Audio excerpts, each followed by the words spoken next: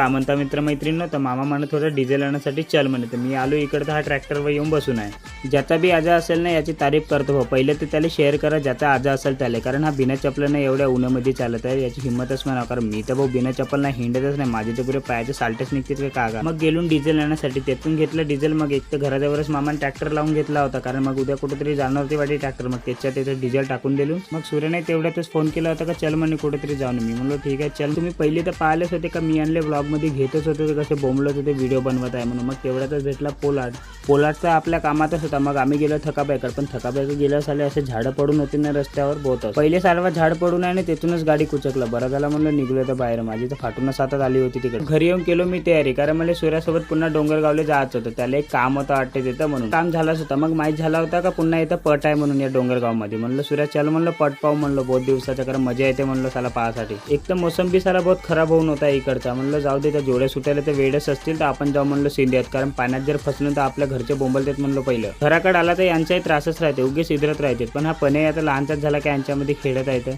तर चला मग भेटू पुढच्या ब्लॉगमध्ये.